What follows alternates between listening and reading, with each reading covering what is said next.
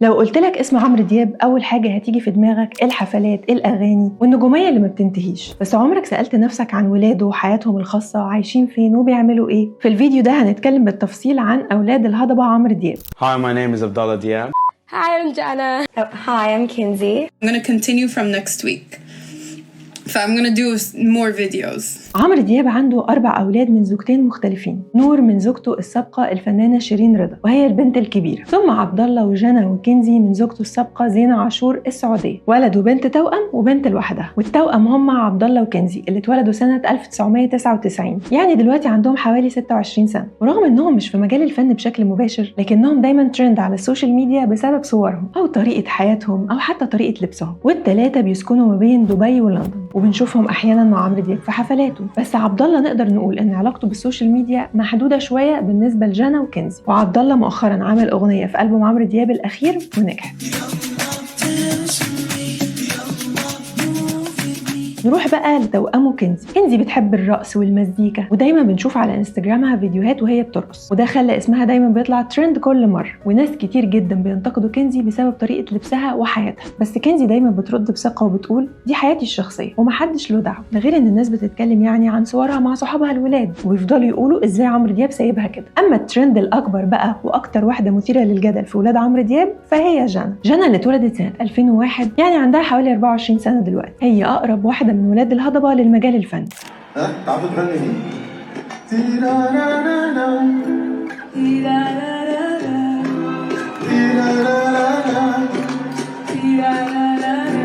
بتحب الغنى جدا ونزلت اغاني بصوتها على الانترنت كتير، ده غير اغنيه خطفوني اللي لسه منزلاها في الالبوم الاخير لعمرو دياب.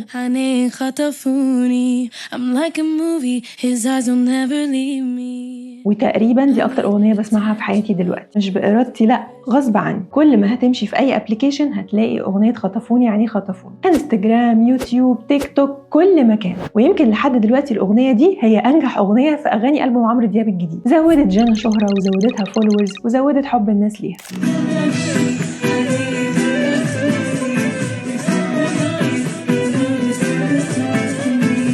جنى كمان زي ما قلت لكم عايشه في لندن، ودرست في مدرسه متخصصه في مجال الموسيقى. وجنى كانت ترند قبل كده في فتره لما صرحت انها عندها مشاكل في التعلم والقرايه، والمرض ده بيسموه الديسلكسيا، وان ده كان مؤثر على حياتها الدراسيه جدا. I was diagnosed a couple years after I left sixth form, and I struggled a lot at school. I got quite terrible grades. Even when I studied really hard, I got the same grades as I did the time when I wasn't actually studying and I was sitting home procrastinating. ودخلت في جدل كبير جدا بعد ما نشرت رسالة طويلة هاجمت فيها نظام التعليم اللي ما خدش بحياتها العلمية والصحية بشكل كويس. وقتها والدتها زينة عاشور كانت بتدافع عنها جدا، اما عمرو دياب فالتزم الصمت. هو عمرو دياب دايما ملتزم الصمت على اي حاجة ليها علاقة بولاده بصراحة، ولاده ال4. دلوقتي هحكي لكم عن بنت عمرو دياب الكبيرة نور، واغلبنا يعرفها شوية، وبعدين هحكي لكم عن كل المشاكل والجدل اللي عمله ولاد عمرو دياب. نور زي ما قلت لكم هي اول ولاده من الفنانة شيرين رضا، اتولدت 10 يونيو 1990، يعني حوالي 35 سنة دلوقتي. ورغم انها بعيدة كل البعد عن عالم الغنى الا انها دايما تحت الاضواء. نور اللي عاشت معظم عمرها في لندن وبتشتغل في مجال الموضة والماركتينج والفاشن، وعندها مشاريعها الخاصة بيها. دلوقتي رجعت تعيش في مصر تاني. وفي اول ظهور ليها على الانستجرام قالت نور انها بتصرف على نفسها وما بتاخدش فلوس من ابوها، وده طبعا لان الناس كانوا دايما بيسالوها في اللايفات عن عمرو دياب وفلوسه اكيد. وقالت كمان انها ما بتاخدش فلوس من مامتها وبتحب تعتمد على نفسها.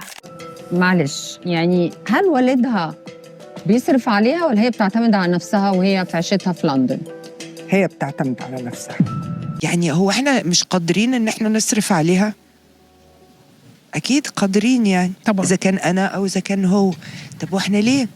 البنت لازم تعتمد على نفسها. والظاهر لنا انها بتحب مامتها جدا وبتعمل معاها فيديوهات، وطلعوا مع بعض لايف قبل كده، وفي صور كتير ليهم مع بعض سواء في مصر او في لندن، وبتتكلم عن مامتها بكل حب وامتنان. اما بالنسبه لعمرو دياب فهي بتحبه اكيد، بس اتضح لنا كده من شويه حاجات ان علاقتهم مش قريبه قوي، وفضلت طول عمرها ما قالتش ولا كلمه وحشه عن ابوها، ما عدا اخر مره في العرض الخاص لفيلم في عز الظهر. بعض الصحفيين جريوا ورا نور وحاولوا يعملوا معاها لقاءات صحفيه، وقالوا لها انت منوره الدنيا وده اول حوار اعلامي ليكي. قالت لهم ايوه بس ده كتير قوي. قعدوا يكلموها بقى ان هي قد ايه بتتكلم عربي كويس، لا ومصري كمان، وده طبعا علشان هي بنت عمرو دياب اهم سوبر ستار في الوطن العربي. قالت لهم لا، بنت شيرين رضا. مصرية بنت عمرو دياب، كان سوبر ستار الوطن العربي وبنت شيرين رضا. وبعد ما الدنيا قامت ما قعدتش، ونور اثارت الجدل حول علاقتها بعمرو دياب، هل هي متوتره ولا ليه بتقول كده، والناس قالوا بس يبقوا متخانقين او مش على تواصل اصلا. رجعت نور وصلحت موقفها وشيرت ستوري عن ألبوم عمرو دياب عندها على انستجرام، وفهمنا انها بتصلح الكلام اللي قالته. نيجي بقى عن الجدل حوالين ولاد عمرو دياب. يمكن نور وصورها مع خطيبها السابق او صورها مع حبيبها الحالي اللي بيقولوا ان هو حبيبها يعني، لكن هي بتقول انهم مجرد زمايل، مش بتعمل نفس الضجه اللي بيعملها صور ولاده التانيين، رغم انهم مش فنانين كبار زي والدهم، لكن دايما في دايره الضوء، سواء في علاقاتهم، اختياراتهم، لبسهم، او حتى صراحتهم في الكلام عن حياتهم. خصوصا كنزي وجانا عمرو دياب دايما هتلاقيهم عاملين قلق على السوشيال ميديا، وده لانهم مش بيعيشوا حياه تقليديه او محافظه زي ما كل الناس متوقعين منهم كاولاد فنان مصري مشهور بحجم عمرو دياب. في ناس تانية بتقول يا جماعه هم عايشين بعيد عن مجتمعنا الشرقي، وده يخليهم دايما في وش الهجوم. عندكم جانا مثلا لما بترتبط بتنزل صورها مع حبيبها عادي جدا، وتلاقي تعليقات المصريين بقى زي هو بابا فين من اللي بيحصل ده، ازاي دي مصريه، وشويه شتايم بقى لعمرو دياب ولخلفته. بس معروف ان جانا بتعيش حياتها بحريه تامه، وما بتديش اي اهتمام للتعليقات السخيفه او حتى الانتقادات اللي بتجيلها سواء على صورها او على تصرفاتها. وده اللي خلى الناس تتفاجئ شويه لما نزلت في عيد الحب اللي فات صورها مع حبيبها، وكانت منزله الصور بس من غير ما تكشف عن هويته او تقول اسمه او حتى هو مين، بس كانت صور جريئه شويه، وكتبت على واحده فيهم عيد ميلاد سعيد يا حبيبي. وكان في فتره كده جدل كبير حوالين علاقه عمرو دياب بولاده كمان، خصوصا بقى بعد انفصاله عن زينة عاشور. ناس كتير قالوا انهم قطعوه، وخصوصا اكتر بعد ارتباطه بدينا الشربيني. في الفتره دي انتشرت اشاعات كتير جدا ان ولاده مش موافقين على الجوازه دي او مش موافقين على العلاقه دي اصلا، وفضلنا فتره بنشوف هل ولاده فعلا زعلانين منه ولا لا. بس بصراحه هم رجعوا يظهروا معاه في الوقت ده، حفلات، خروجات، زيارات، ولحد النهارده بنشوف ولاد عمرو دياب معاه، على عكس نور مثلا اللي فعلا ما بتظهرش معاه خالص، واخر صوره ليهم مع بعض كانت من سنين. طب ليه نور ما بتحضرش حفلاته زي ولاده التانيين؟